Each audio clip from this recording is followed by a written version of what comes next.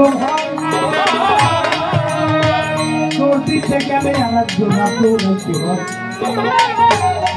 তারপরেও জিজ্ঞাসা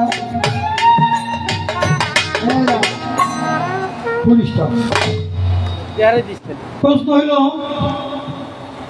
এই যে মাওলালী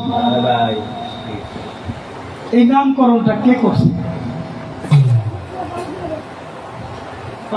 জীবনী ছেলে মাওলালী তার এক নাম না, নাম কাছে 5টা, কিন্তু আমার একটা নাম জিজ্ঞাসা। এই মাওলালী নামকরণটা কে করছে?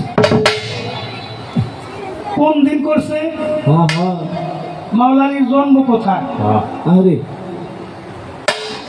মাওলালীর জন্মটা কোথায়? মার নাম কি, বাবার নাম? মাওলালীর সাথে দয়াল নবীর 3টা সম্পর্ক, তার মধ্যে একটা সম্পর্ক টানে মাওলালী বলেছিল যে আমি একমাত্র ব্যক্তি যে আমার রাসূলকে দেখেছি। জোরে জোরে করবেন না সুবহানাল্লাহ। এই তো প্রথমবারে, আর বেশি জিজ্ঞাসা না, একটু বেশি করে জিজ্ঞাসা করলাম যাতে নাকি আমরা ভালো কিছু পাই। সবাইকে প্রশ্ন করি না, যার কাছে প্রশ্ন করলে প্রশ্নের জবাব পাওয়া যাবে না তাকে প্রশ্ন করা বোকামি, আর যার কাছে প্রশ্ন করলে প্রশ্নের ভালো জবাব পাওয়া যায় তার প্রশ্ন না করাটাও বোকামি। আমি যদিও ভালো গাইতে পারি না, কিন্তু আরেকজনকে গাওয়ানোর চেষ্টা করতে পারি। আমি ভালো গাইতে পারি না, কিন্তু আরেকজনকে ভালো গাওয়াইতে পারি। এটা আমার মালিকের দান, আপনাদের দোয়া। এ পর্যন্ত বলা কওয়া রাখলাম পালা থেকে। এবার হইল মহরম। এই মহরম মাসের অনেক তাৎপর্য। মহরম মাসে 7 তালা আসমান জমিন সৃষ্টি। মহরমের 10 তারিখ, এই মহরমের 10 তারিখে আদম হাওয়ার জান্নাতে ছিল একত্রিত। মহরমের 10 তারিখে নামাই দেওয়া হয়েছে জেদ্দা শরণভূমি। আবার এই মহরম মাসের 10 তারিখেই উদ্ধার হয়েছে। ছোট বাজাও। এই মহরম মাসের 10 তারিখে নমরুদের আগুন থেকে মুক্তি পাইছে ইব্রাহিম পয়গম্বর। এই মহরমের 10 তারিখে মাছের পেট থেকে খালাস হয়েছে। এই মহরমের 10 তারিখে অনেক মাজেজা আমার সুনাম হুসাইন কারবালা শহীদ। এই শহীদটা কোন শহীদ? এই শহীদটা সত্যের, মিথ্যার বিরুদ্ধে সত্যের শহীদ। মিথ্যার কাছে সত্য কোনদিন মাথা নত করবে না, অন্যের কাছে ন্যায় কোনদিন মাথা নত করবে না। ইমাম হোসেন শহীদের মধ্য দিয়ে ইসলাম আবার পুনর্জীবিত হয়েছে। এদিকে ইসলাম মোহাম্মদ ইসলাম ডিভাইডেড হয়ে গেছে। এদিকে 22,000 সৈনিক, তাদের মাথায় টুপি, মুখে দাড়ি, ইসলামিক লেবাস করা। দয়াল নবীর আদর্শের যারা, তাদের মাথায় টুপি, মুখে দাড়ি, ইসলামিক লেবাস চেনা যাবে। এই জন্য মুমিন হলে 2 প্রকার। একটা সূরা মুমিনের মধ্যে একটা মুমিন মুসলমান, আর একটা মুনাফিক মুসলমান। আপনার প্রকাশ্য শত্রু চাইতে মুনাফিক বন্ধু আরো বেশি ভয়ঙ্কর। আপনার দেব আপনার সবাই মুসলমান, কিন্তু মনে মনে এদের যে শত্রুতারা ছিল এটা কিন্তু ঠিকই হাসিল করে গেছে। আবার মহরমের গান রাখবো, তার আগে এই মহরম প্রশ্নের 2টি কথা বলিনি। দয়াল নবী একটা বারান্দার মধ্যে বসা, মাওলালী সময় আসলো। বাবা, গুরুত্বপূর্ণ কথা গুরুত্ব দিয়ে শুনতে হবে। সবসময় ভরসা করলে বেমানান হয়। আমরা যে মিউজিক নিয়ে এই সময় আপনারা যাইতে পারবেন, আসতে পারবেন। এক প্রয়োজন কেউ যাই, প্রয়োজন কারবার ভালো নেই। বাকি যারা আছে একটু সময় দিবেন। একটু আল্লাহ রাসূলের আশিক হইয়া, পাক পাঞ্জাবের আশিক হইয়া কেউ যদি একটা রাসূলের বাড়ি ফেলতে পারে, ওই চেষ্টা কোনোদিন দোষকে যাবে না, একটু আগেই ফেসলা করে দিচ্ছে। একটু পরেই মাওলাই আসলো, মা ফাতেমা ইমাম হাসান হোসেনকে নিয়ে 5 জনে কাজ করত। নিজের 5 জনের উপস্থিতিতে একটা প্রেমের কথা আলাপ করতেছিল। আমরা পূর্ব একত্রিত ছিলাম, এই 5 জন যাদের খাতিরে নারী দুনিয়া সৃষ্টি করেছে। আমরা একত্রিত আছি, যে পর্যন্ত হাউজে কাউসার প্রাপ্ত না হবে 5 জনকে মনে না হবে। আমার আল্লাহ খুশি হয়ে গেল, খুশি হয়ে জিবরাইল আমিনকে পাঠাইলেন, যাও জিবরাইল আমিন পুরস্কার দিয়ে আসো। 60 টুকরা কাপড় নিয়ে মালাকি হালিয়া ছাইয়া দিয়া বা শাড়ি হালিয়াতে রূপ নিয়ে মানুষের রূপ নিয়ে জিবরাইল আমিন এসে আমার রাসূলকে সালাম বিনিময় করে 60 টুকরা কাপড় নবীর হাতে দিয়া কানে কানে কথা বলা শেষ করে জিবরাইল আমিন চলে গেল।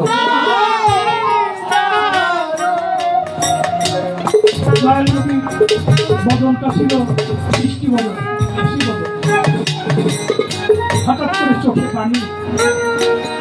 এই পুরস্কার মা ফাতেমা কান্দে, বাবা বাবা আপনার পঞ্চমুখ ছিল, হাসি মুখ ছিল, কে আসলো, কি দিয়ে গেল, কি বলে গেল? আপনার চোখের পানি বাবা আমি পানি করতে পারছি।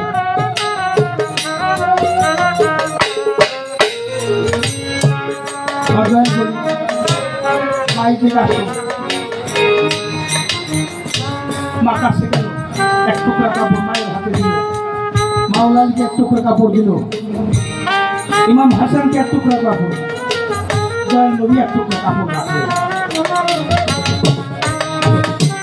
মায়ের মন তো পাগল হয়ে গেছে, আমার শেখ গুলো কাপড় পাই না, আমার ইমাম হোসেন কাপড় পাই না, বাবা কিসের কাপড় আমরা পাই না, আমার পরিচয়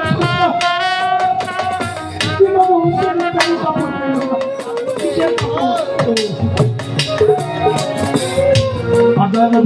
কাপড়ের কাপড়, কাপড়ের খবরটা হলে আমরা 4 জনে কাপড়ের কাপড় পাইলাম। মান আমার পরিচয় টুকরি ইমাম হোসেন কাপড়ের কাপড় পাবে না, না মা শহীদে মরণ হবে কারবালায়, যার জানাজা হয় তার কাপড় লাগবে, অত জানাজাই হবে না, মাংস পিণ্ড জায়গায় জায়গায় হয়ে থাকবে। বাবা এমন দিন সন্তানের যেদিন হবে, আমি একটা জিনিস তোমার কাছে চাই, আমি যেন সন্তানের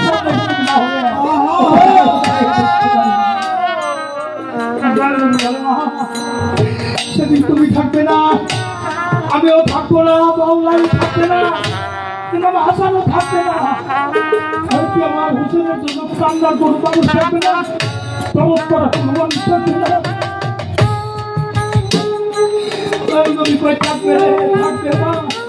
এক শ্রেণীর মানুষ সেই শহীদ কারবালা থেকে শুরু করে কিয়ামত পর্যন্ত এই শহীদ কারবালার কথা বলে বললে তাদের চোখে পানি ধরে রাখতে পারবে, তারা থাকতে পাপ পাবে বলা হবে অংশীদার, আর যারা অংশীদার থাকলে তাদের চোখের পানি কি হবে।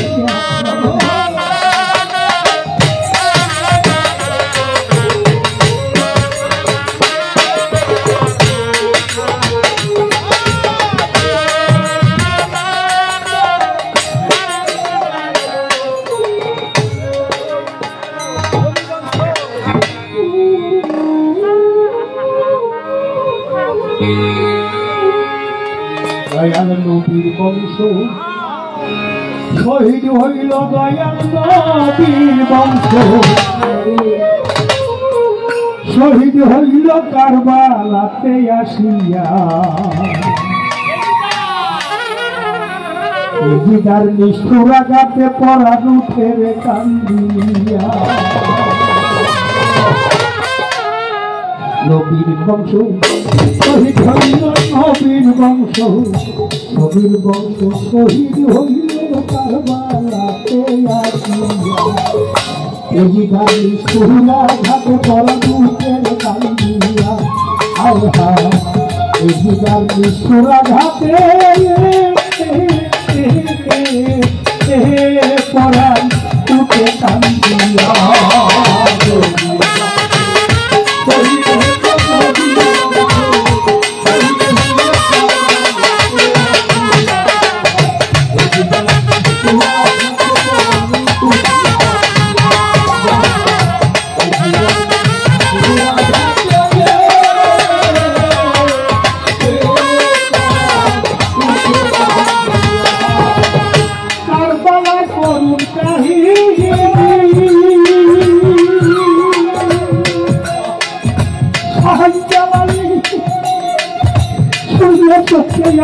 পানি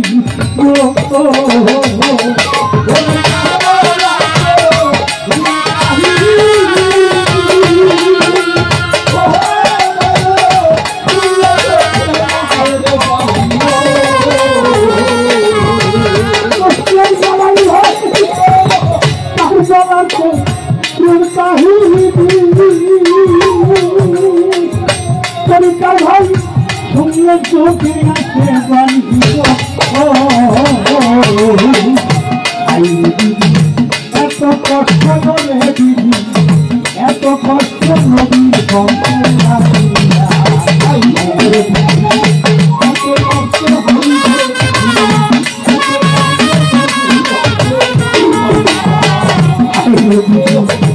এত কষ্ট হাইলে এত কষ্ট নদীর ভক্তে লাগিয়া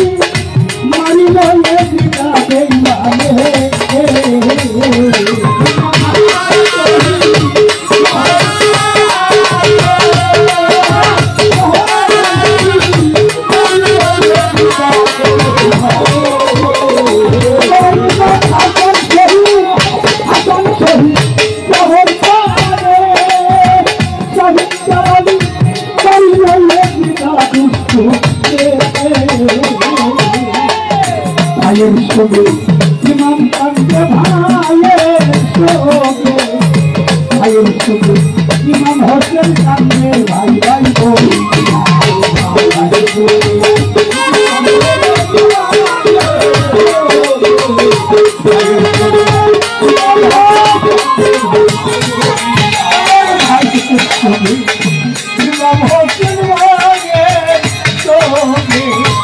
ভাই ইমাম হোসেন কান্দে ভাই ভাই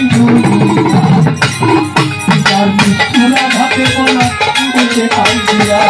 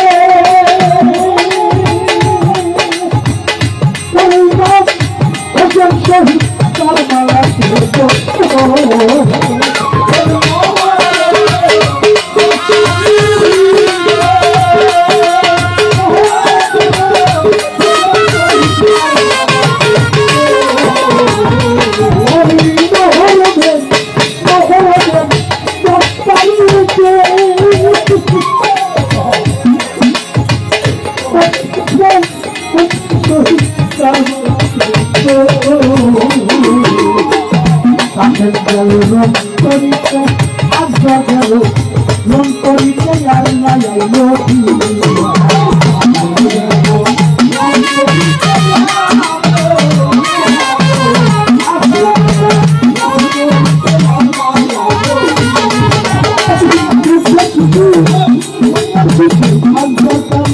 পানি পানি বলিয়া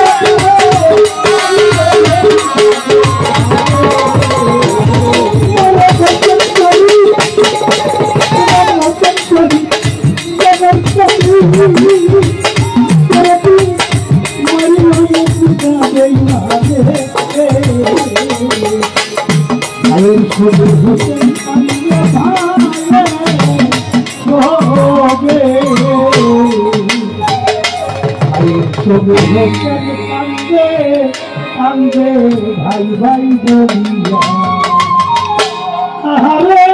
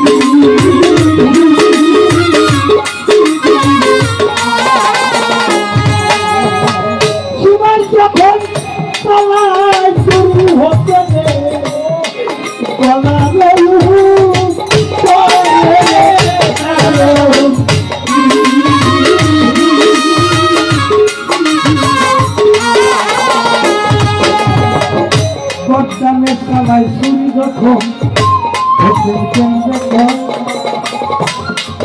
আমার নানাজি বইয়াছে কথা সাক্ষাতে এটা জানিবার বিষয় নানাজি কথা বলেন হবে তারই হাতে অসম সুন্দর মুখ থাকবে তাই ভেবে মুখে থাকবে পুষ্ট বেদনী অসম শূন্য দেখিলে বুঝলে তোমার মরণ হবে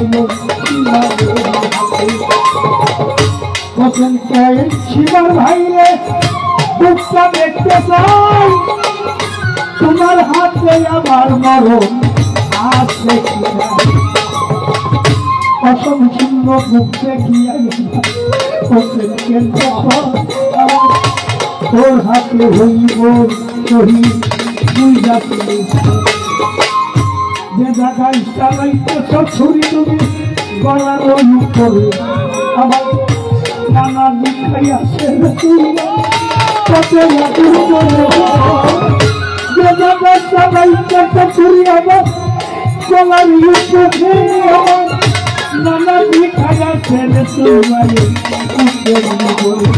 আরে এই সব জায়গা হইতে থাকো থাকিবে না গর্দানে আমার গর্দানে খাই নাই রে তোমার তুমি চালাই না গর্দানে গর্দানে যাই আসিবার যখন ছুরি চালাইল হোসেনের দেহ হইতে মাথা আলাদা করিল হোসেন শহীদ সুন্দর বাজার হাই হোসেন গনি আল্লাহ হাই হোসেন গনি উঠিল ভাসিয়া ইসলাম জীবন দিয়া হোসেন কেন জান্নাতের যুবকের কথা ইমাম হোসেন ভাইয়ের নামে ভাইয়ের করো অন্য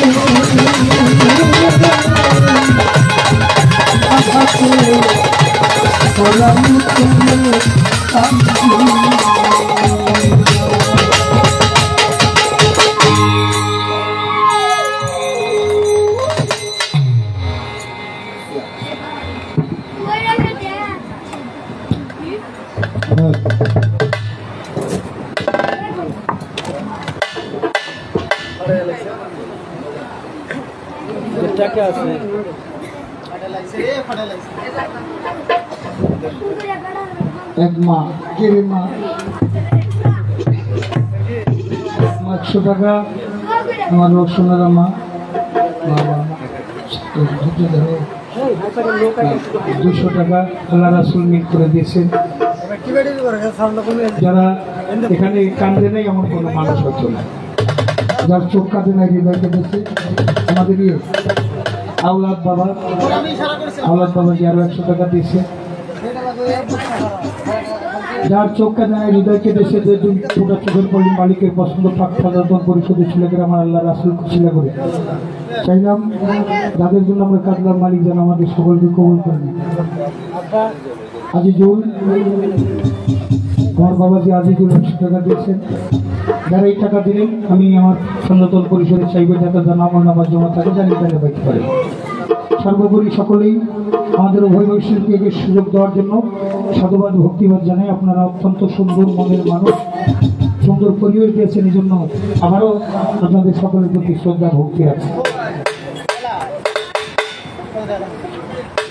আজকের এই অনুষ্ঠানে মহরমের যে মর্মান্তিক দুর্ঘটনা, ইমাম হুসাইন কারবালার প্রান্তরে এজিদের সৈন্য শিমরের হাতে যেভাবে শিরচ্ছেদ হয়েছিলেন, শহীদ হয়েছিলেন, তারই মহাব্বতে বিশিষ্ট ব্যবসায়ী ও কন্ট্রাক্টর জনাব মোহাম্মদ আনসার কন্ট্রাক্টর জালাল সরকার সাধুর গানে সন্তুষ্ট হয়ে তাকে 100টি টাকা দিয়ে দোয়া করেছেন এবং তার জন্য দোয়া চেয়েছেন।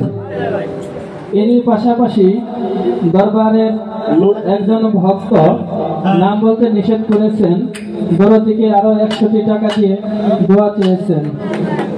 এরই পাশাপাশি দরবারের সভাপতি জনাব মোহাম্মদ মুসলিম জালালি তাকে আরো 100টি টাকা দিয়ে দোয়া চেয়েছেন।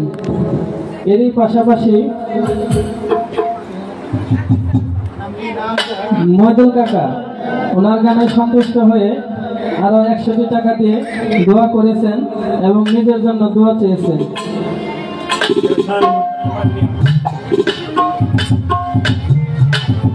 এরই পাশাপাশি আমার শ্রদ্ধেয় বড় ভাই ওমর দেওয়ান ওনার গানে সন্তুষ্ট হয়ে আরো 100টি টাকা দিয়ে দোয়া চেয়েছেন। এরই পাশাপাশি আজকে যার আয়োজনে এই অনুষ্ঠান সফল হতে যাচ্ছে, দরবারের শাহজাদা অধম গোলাম শাহিন জালালি তাকে 200টি টাকা দিয়ে দোয়া চেয়েছেন।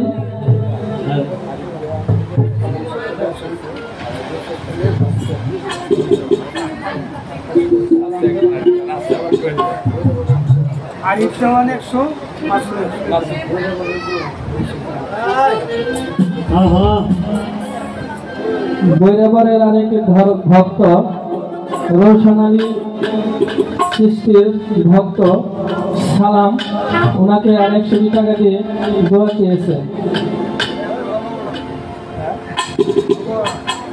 এরই পাশাপাশি দংবান গেটের কন্ট্রাক্টর হাসান কন্ট্রাক্টর ওনাকে আরো 100 টাকা দিয়ে দোয়া চেয়েছেন।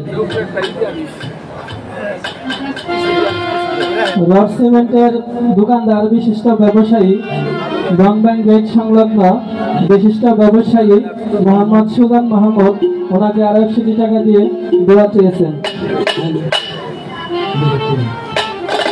রাজমিস্ত্রি শাকিল মন্ডল ওনাকে আরো 100 টাকা দিয়ে দোয়া চেয়েছেন। ধন্যবাদ সবাই।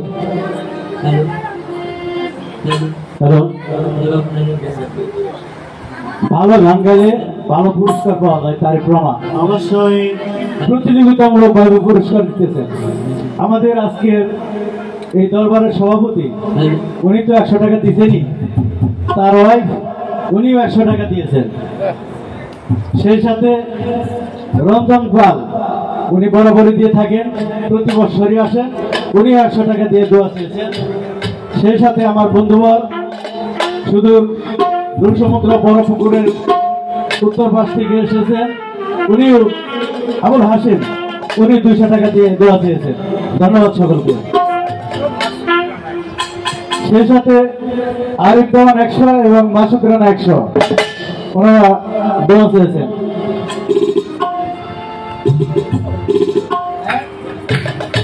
সাথে কুদ্দুস পাগল, যে পাগল অনেক আনন্দ দেয় আমার বাজার। কুদ্দুস পাগল উভয় শিল্পীকে 200 করে 400 টাকা দিয়েছেন।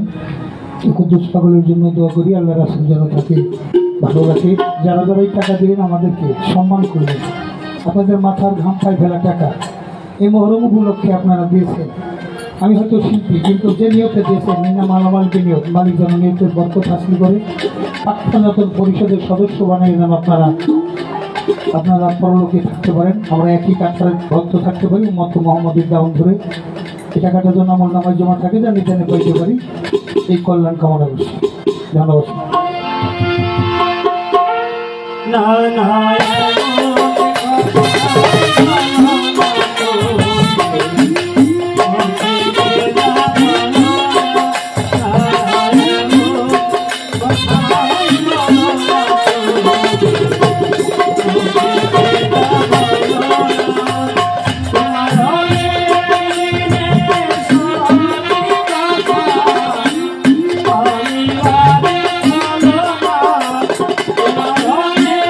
ধন্যবাদ।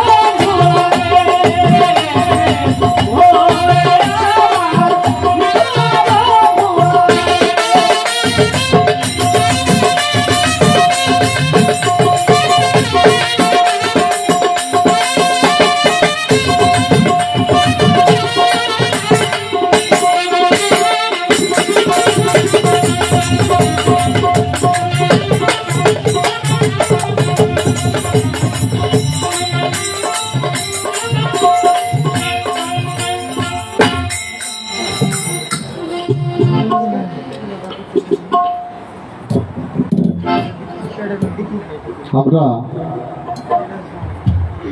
উভয় শিল্পীর ব্যক্তিগত ভাব শেষ করার পরে কর্তাপক্ষের আয়োজন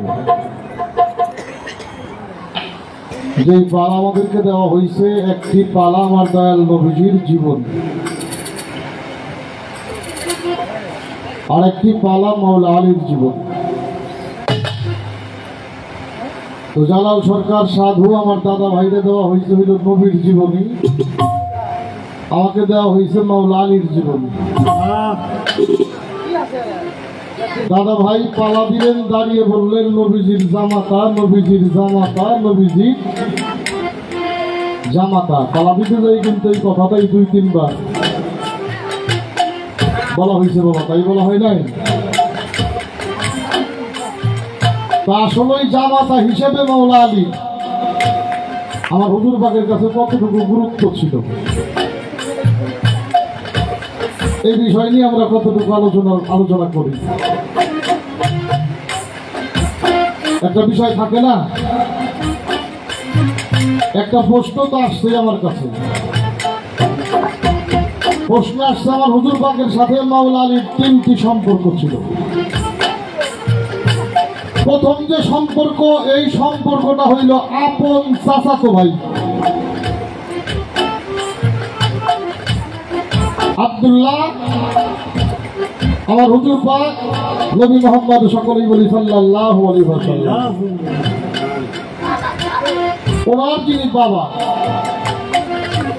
মাওলা আলী কাররামাল্লাহু ওয়াজহাহু ওয়াজহুল্লাহু ওয়াজহু, ওনার যিনি বাবা আবু তালিব, এরা হইল 2 ভাই। সেই সম্পর্কে মাওলা আলী আমার হুজুর পাকেরা হইল আপন চাচাতো 2 ভাই।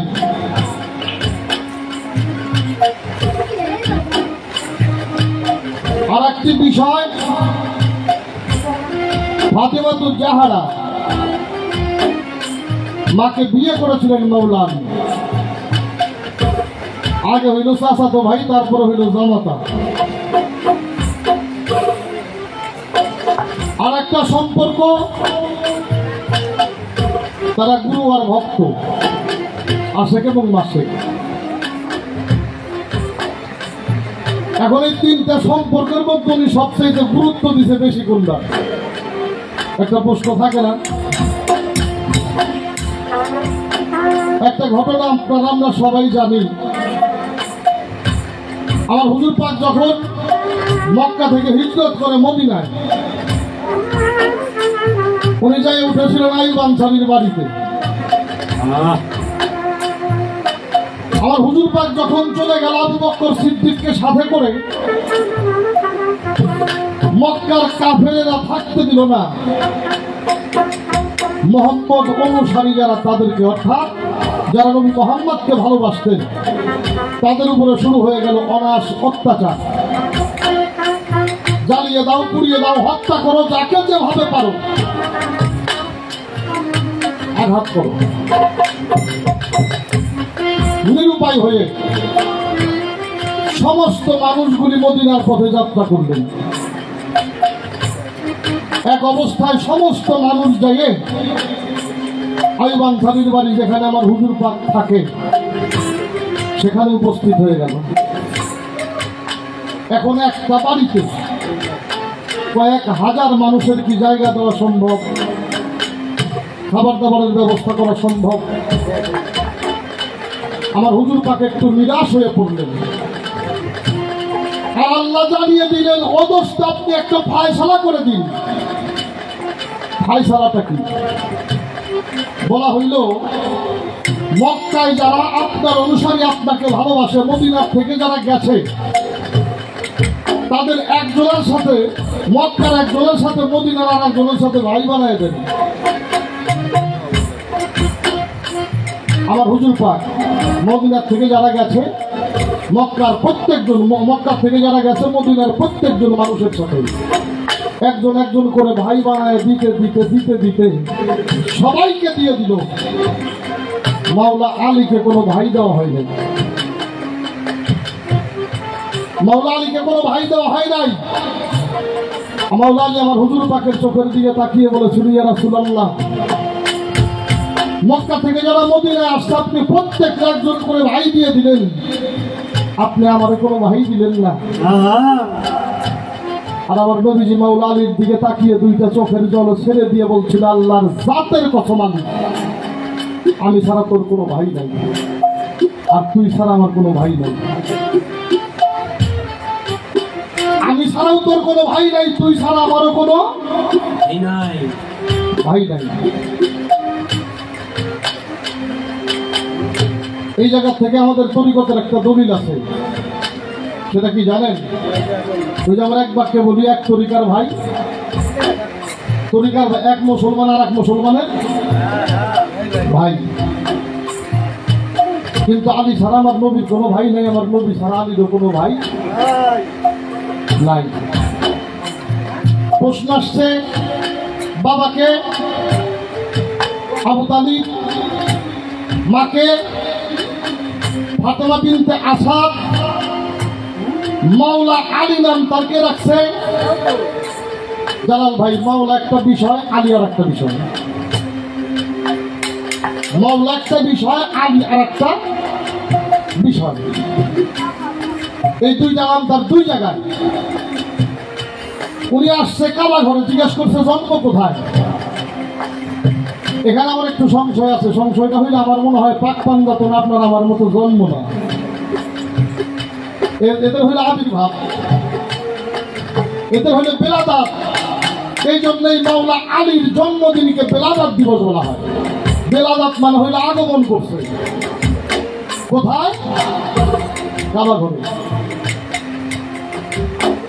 মা ফাতেমা বিনতে আসাদ মাওলা আলীকে গর্ভে নিয়ে গিয়েছিল কাবা ঘর তাওয়াফ করার জন্য।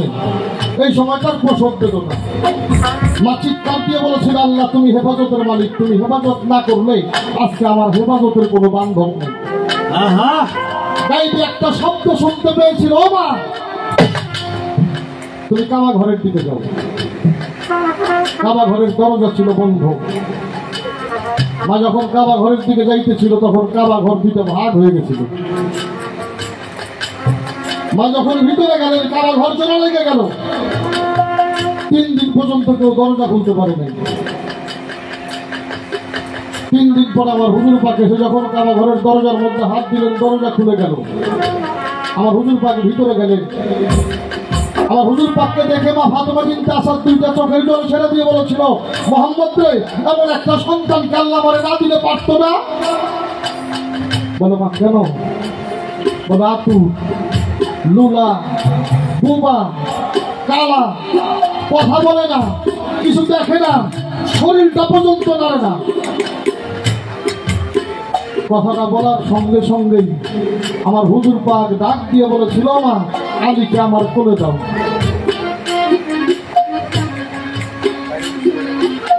ডাক দিয়ে বলেছিল, মা আলীকে আমার কোলে দাও। তখন কিন্তু আলীর নাম রাখা হয়নি। আমার হুজুর পাকি ডাক দিয়ে বলেছিল, আলীকে আমার কোলে দাও। মা যখন কোলে দিলেন, আমার হুজুর পাকি ডাক দিয়ে বলেছিলেন, আলী হাত হায়দারি। বলার সঙ্গে সঙ্গে তার চোখ দুটি খুলে গেল। অবাক নয় আমার হুজুর পাকের দিকে তাকিয়ে রইলেন।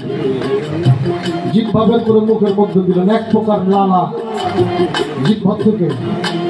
মাওলা আলী পাক করতেছিলেন, হাত পা নাড়তেছিলেন, আর ডেকে ডেকে বলতেছিলেন, ও আলী আমাকে কিছু শোনাও, আমাকে কিছু শোনাও। আমার হুজুর পাকের দিকে তাকিয়ে মাওলা আলী পবিত্র কোরআন শরীফের সূরা মুমিনুন পাঠ করে আমার হুজুর পাককে শোনাইল। তখন আমার হুজুর পাকের বয়স হইল 30। মাওলা আলী বেলাদাত করলেন। কোরআন নাযিল হয়েছে তারও 10 বছর পরে। কোরআন আসে নাই, কোরআন শরীফের সূরা মুমিনুন মাওলা আলী আমার নবীজিকে পড়ে শোনাইলেন। সকলেই বলি সুবহানাল্লাহ।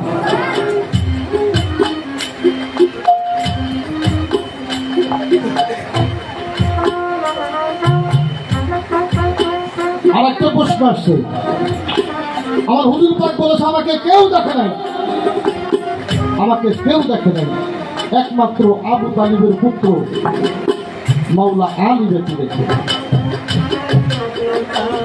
এখন আমার হুজুর পাক নিজে বললো আমাদের কেউ দেখে নাই, বরং আমরা হুজুর পাকের চেহারা কেমন, ওনার চলাফেরা কেমন, হ্যাঁ এ নিয়ে আলোচনা করি না। কিন্তু উনি ওনার নিজের জবানে বললো আমারে কেউ দেখে নাই, একমাত্র আবু তালিবের পুত্র মাওলা আলী দেখি দেখে। এ দেখাটা কখন? আমার হুজুর পাক মসজিদে নববীতে সালাত শেষ করে কয়েকজন সাহাবী নিয়ে উনি একটা আলোচনার মধ্যে ছিলেন। তো হঠাৎ করে উনি বলে ফেললেন, নবুয়তের যুগটা খতম হয়ে যাবে, বেলায়েত চালু হবে। তোমাদের মধ্যে কেউ যদি বেলায়েতের দায়িত্বটা নেও, আমি তার কাছে বেলায়েতের দায়িত্বটা দিয়ে যাব। সাহাবীদের মধ্যে হযরত আবু বকর সিদ্দিক রাদিয়াল্লাহু আনহু উনি ছিলেন সবচেয়ে বয়স্ক। উনি সর্বপ্রথম বলছিলেন, হুজুর আমার চাইতে কম বয়সী কেউ নাই, এই বিষয়টা আমি বুঝি না, হযরত ওমর বলল আমি মাত্র কিছুদিন হয় বায়াত গ্রহণ করছি। উসমান গনি বলছিল আমি তো ধন সম্পদ নিয়েই ব্যস্ত, এত হিসাবের মধ্যে এই হিসাবটা আমি মাথায় নিতে পারবো না। মাওলা আলী বলেছিল ইয়া রাসূলুল্লাহ এটা আমাকে খুব তাড়াতাড়ি দিয়ে দেন, তাড়াতাড়ি দিয়ে দেন। আমার হুজুর পাক বললেন তুমি রাত্রিবেলা আমার বাড়িতে আসবা। হুজুর পাক চলে গেলেন। আমরা জানা আয়েশা সিদ্দিকাকে ডেকে ডেকে বলেছিলেন আয়েশা আজকে ঘরের মধ্যে আমি আর আমার আলী থাকবো, এখানে আমরা দুইজন ব্যতীত কেউ থাকা যাবে না। আমরা জানা আয়েশা সিদ্দিকা বলছিল আমিও না। বলে না, বলে কেন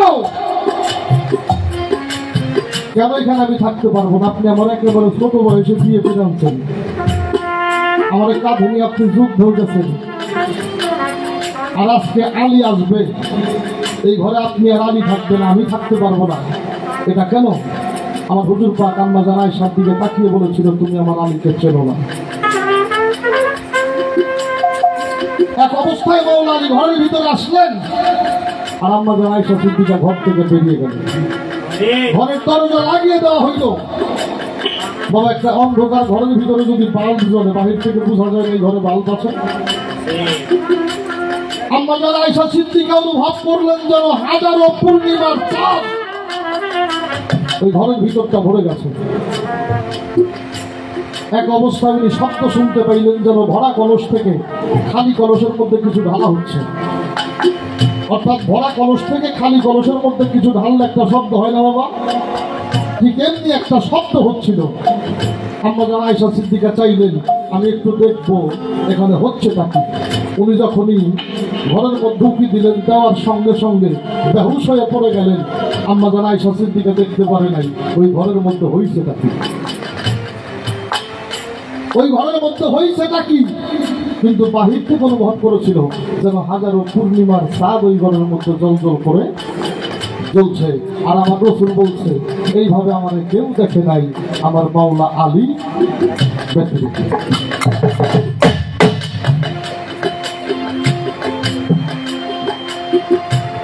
সম্ভবত এই পর্যন্ত তার প্রশ্ন ছিল আমার কাছে। এইবার তার কথা থেকে আমার একটু কথা আছে। কথাটা হচ্ছে উনি বলছে কোন একদিন আলাপ হচ্ছিল আমরা জুদা হব না, আলাদা হব না যতক্ষণ না পর্যন্ত হাউজে কাউসার পর্যন্ত পৌঁছাবো। এমন তো অবস্থায় জিবরাইল 4 খণ্ড কাপড় নিয়ে এসেছিলেন। কথা হয়েছে না? দয়া করে আমার এই কথাটা একটু গুরুত্ব সহকারে শুনবেন। এটা শিল্পীরা বলা বলি করে, আর আমার জীবন আমি প্রথম জালাল ভাইয়ের প্রশ্নটা করবো। বলা হয়েছে জিবরাইল 4 খণ্ড কাপড় নিয়ে আসছে। কি করছে? 1 খণ্ড দিছে মা ফাতেমারে, 1 খণ্ড দিছে মাওলা আলী রে, আর 1 খণ্ড দিছে ইমাম হাসান রে, আর 1 খণ্ড দিন রাখছে হলো নিজের জন্য। কথাটা বলছে না? শুনছেন কিনা? আচ্ছা, মা ফাতেমার কাপড়ের কাপড় হয়েছে, মাওলা আলীর কাপড়ের কাপড় হয়েছে, ইমাম হাসানের কাপড় হয়েছে, ইমাম হুসাইনের কাপড় হয় নাই, লাগে নাই, লাগে নাই, কেননা তার জানাজাই হয় নাই। আর আমার হুজুর পাক যেই জামা পরিধান করে উফাত বরণ করেন, তারা সেই জামা দিয়েই রওজাস্ত করা হয়েছে। এখানে কিন্তু বলছে জিবরাইল কাপড় দিয়ে গেছে। আর দলিল হইল হুজুর পাক যেই জামা পরিধান করে উফাত বরণ করে, মাওলা আলী সেই জামা পরিহিত অবস্থায় তাকে রওজাস্ত করেছেন। আমার একটু জানা দরকার হুজুর পাককে যেই কাপড়টা আল্লাহর তরফ থেকে দেওয়া হয়েছিল, এই কাপড়টা বর্তমানে আছে কোথায়? আর এই কাপড়ের বিশেষত্ব কি?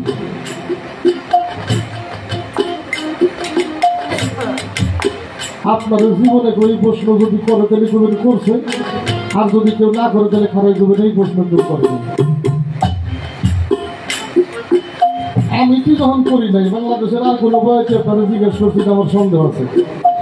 তারপর আপনার মুখ দিয়ে কয়ে আমি তো মিথ্যা কথাও কয়ে পারি, তাই না? আর একটা জায়গায় একটা কথা বলছে, একটু মজার কথা না হইলে আর একটা মজা আসবে না, কেননা গানটা যেই জায়গায় জালাল ভাই নিয়ে গেছে আমি যদি ওইখানে চলে যাই তাহলে গানের মজা থাকবে না, আর যেই জায়গায় উনি পৌঁছাইছে ওই জায়গায় আমি চলে গেলে পরের স্টেজটা হয়ে যাবে শূন্য, তাই হবে না? গানের মধ্যে একটা কথা কয় যে বাতেন সরকার প্রশ্ন করি লাগে না যে দৌড়াদৌড়ি, খুব ভালো একটা কথা বলছেন আপনি। এখন পায়ের দড়ি কর আর জ্ঞানের দড়ি কর, আপনারা বেদবি নিন না। আগে মানুষ এই লাঙ্গল দিয়ে আল হইতো না, লাঙ্গল দিয়ে আল হইতো না, একটা লাঙ্গলের গরু বানাইতে কিন্তু অনেক পরিশ্রম করা লাগছে, তাই করা লাগে নাই। খালি গরুর গলায় লাঙ্গল দিলেই করে সেটা আটে নাই। গৃহস্থ যে আটেরটা গরু কিনছে ওটা লাঙ্গলে কাঁধে জোয়াল দেয় আর খালি লাঙ্গলে যাই এই হয়, খালি এই কাঁধে জোয়াল দেয় লাঙ্গলে যাই এই শুয়ে পড়ে। হাই রে হাই, এত টেহে দিয়ে গরু কিনলাম লাঙ্গল পাওয়ার জন্য, গরু আলাই শেষ হয়, উপায় কি? গেছে গরুর ডাক্তারের কাছে, যাই কয় ভাই সর্বনাশ, আমার যে কোনো একটা বিধি ব্যবস্থা করেন। ওই সেটা কি খালি ওর কাঁধে জোয়াল দিয়ে খালি লাঙ্গল দৌড় দিয়ে শুয়ে পড়ে। ভাই আপনি কাল খেয়েছেন, পরের দিন গেছে, এর তো চিকিৎসা নেই রে বাবা। ডাক্তার বাজার থেকে এক পোয়া কাঁচামরিচ নিয়ে যে ইচ্ছা মতো বাড়ছে, ভাইটা বুঝে না রাতে দিয়ে কইতেছে এটা নিয়ে জল করো, জল হইব খালি বাঁচার মার বাবা দেবে। সুন্দর একেবারে গৃহস্থ 100% কনফার্ম। আজকে খালি তুই শুয়ে দেখ তোর উপায়টা হইতে।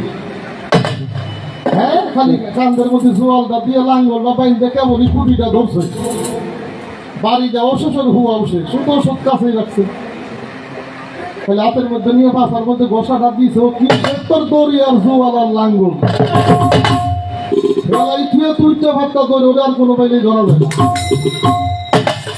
ধরলাম না ভাইরা, আবার গেছে ডাক্তারের কাছে, ভাই সর্বনাশ হয়েছে তো ওষুধ দিয়েছেন, আমার গরুকে আমি এখন ধরাই পারি না, গরু কাম্বা বসেন আমি আসতেছি। বাড়ি যাই শুকনা মরিচ আছে না, বড় কাজে চালু করে একটু মরিচ বাড়ছে, ভাইটা এনে হাতে দিয়ে কয় যে এরপরে গরুর বাসায় দেবেন যে ওইটা হলো 50 আর এই যে হলো 100। হ্যাঁ, গরুর বাসাইটা দিবেও যদি খালি হইয়া পড়ে তোমার বাসায় বসা দিবে 100। কারণ গরুরে যখন 50 দিছে, গরু তো ওর পাশার মধ্যে থাপা দিয়ে 100 দিয়েও কয় যে এখন দৌড়াবে, কেনা পর্যন্ত দৌড়া দৌড় আপনি সেই জায়গায় দিয়েই দেন। মোটামুটি যদি কাউরে 50% দৌড়াইতেছেন তাহলে নিজের 100 নেওয়া লাগবে। গান নবীর জীবনী, গানটা নিছেন কোথায়? নূর মোহাম্মদ সৃষ্টির গোড়া, রব হয় সেই নূরের পোষণা জানিতে হয়, সেই নূর প্রাপ্ত হইয়া দেখ না চাইয়া তাওহীদের সাগরে ডুব দিয়ে। গান নিয়ে আপনি পৃথিবীর যেই জায়গায় দৌড় দেবেন ওই জায়গায় আমার এক পাইপের জায়গা আপনার জায়গার সাথে আছে। কারণ আপনার জায়গা থেকে এটা গান আপনি নেন, পারলে গানের জবাবটা দিয়ে ফেলবেন। চারি লাখ সামনে নবী আওয়াল আখেরে ভাবি, চারি লাখ সামনে নবী আওয়াল আখেরে ভাবি, আরে ভাবি তারে যাহে রে। এই হাদিসের মর্ম কিছু বোঝাও আমাদের, এই হাদিসের মর্ম কিছু বোঝাও আমাদের।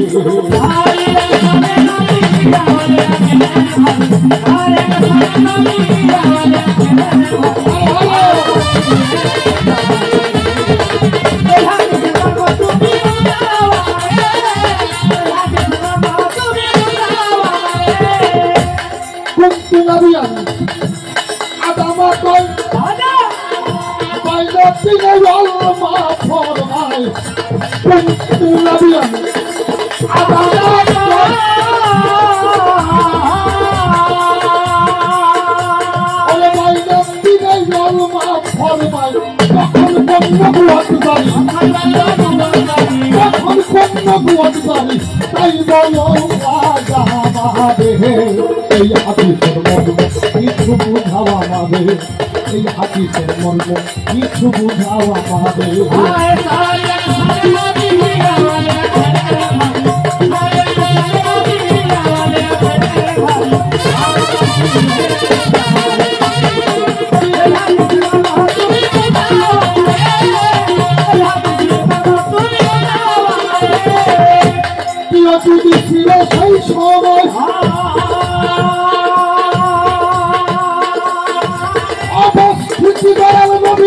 গেছে কোথায় কি অদূর ছিল সেই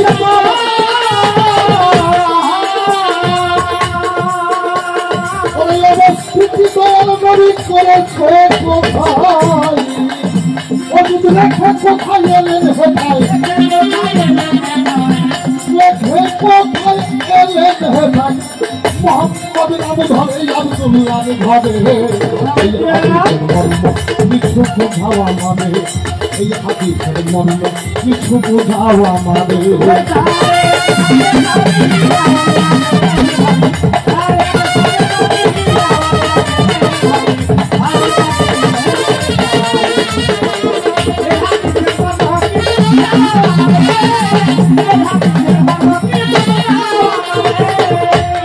আওয়ালে নবী ছিলেন যখন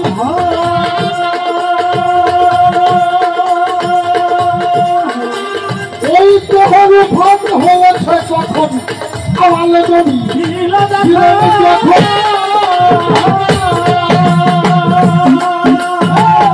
সেই দেহের ভাগ হইল কখন কিভাবে পেলে এলেন নবী কিভাবে পেলে এলেন নবী মায়া হবে হবে ওই হাদিস কিছু বুঝাওয়া মাঝে ওই হাদিসের মর্ম কিছু বুঝাওয়া মাঝে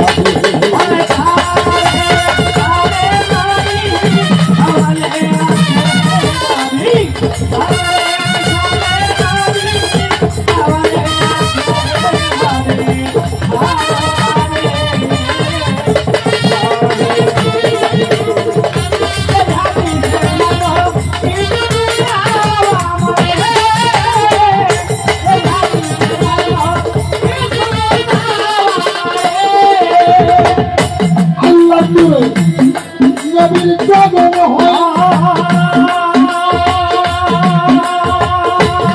নবীর ত্রিভুবন জানি নিশ্চয় আল্লাহর দূরে নবীর জন্ম হয়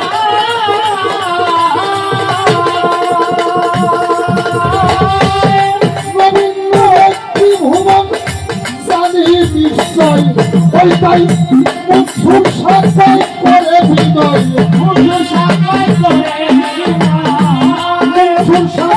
করে হৃদয় আখেরে পয়দা হবে নবী কন্যুগে ওই হাদিসের মর্ম কিছু বোঝাওয়া মারে ওই হাদিসের মর্ম কিছু বোঝাওয়া মারে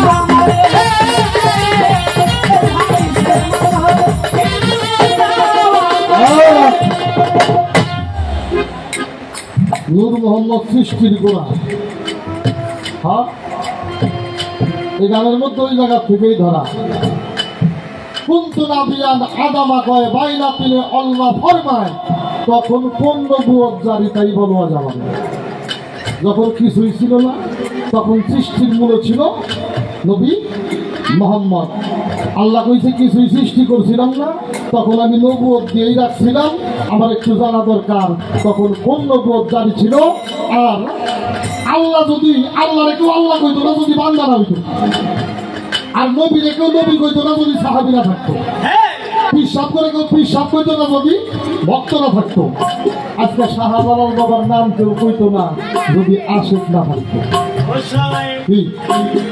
আমার একটু জানা দরকার উনি যে পূর্বেই নবী আল্লাহ বানিয়ে রাখছে ওই জায়গায় তার সাহাবী ছিল কয়জন এরা কারা এরা কি পৃথিবীতে আসছে না আসে না যদি আসে তো কারা আর যদি না আসে আমার একটু জানার দরকার এরা আসে নাই এর কারণ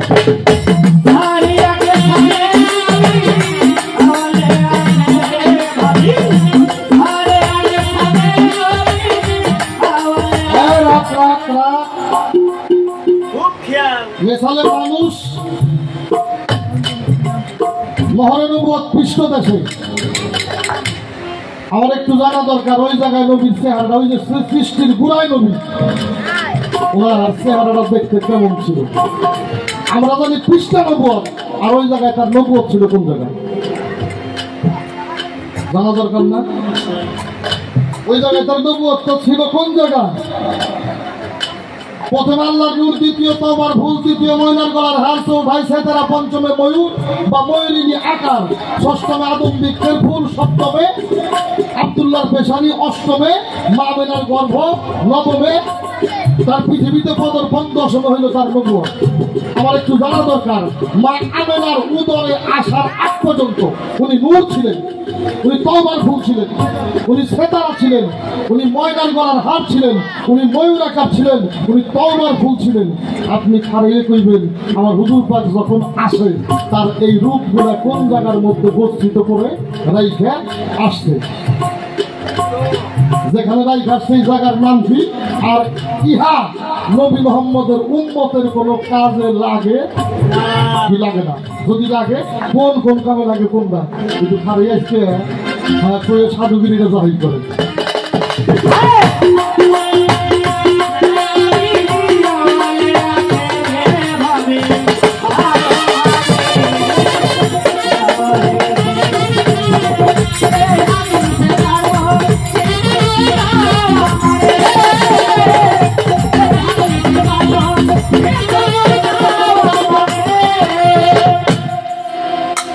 যখন নূর ছিলেন, আমার একটু জানা দরকার, এই নূর থেকে যখন উনি সেতারা হয়, এই নূরের ইন্তেকালটা কিভাবে হয়েছিল, রূপটা কিভাবে হয়েছিল? তুমি একটা পর্যায়ে রাইখা তার একটা পর্যায়ে আসে নেই, এতটুকু গানটা হইল মনসুর সরোবর। হ্যাঁ, সারা বাংলাদেশে দুই চারজন গায়ক আছে, মনসুর সরোবর 200টা গান গাওয়ার ক্ষমতা নাই, ব্যাগ বয়সে গাইও পারবো না। অর্থাৎ এই গানের মধ্যে যে সোট পাটার যেভাবে গানগুলি গাইতে আসবে, আওয়ালা খেলে নবী জাহের বাতুমে ভাবি, আওয়ালা খেলে নবী জাহের বাতুমে ভাবি, আরে ভাবি আরে জাহের এই হাদিসের মর্ম কিছু বোঝাবা মানে, এই হাদিসের মর্ম কিছু বোঝাবা।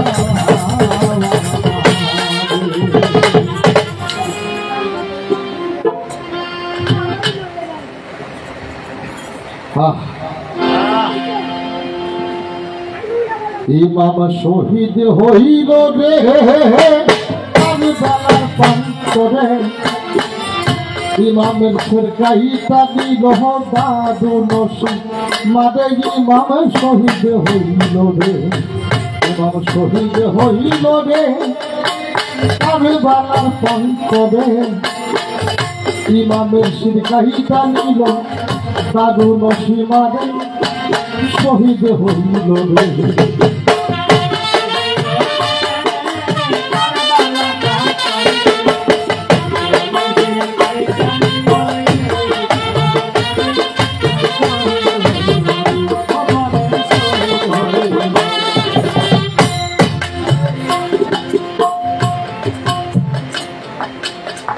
অনেক আলোচনায় আমার দাদা ভাই করেছেন 10ই মহরম। বাবাজি ইমাম হোসাইন কারবালায় শহীদ হবে, এই কথা আমার হুজুর পাকও জানতেন, মাওলা আলীও জানতেন,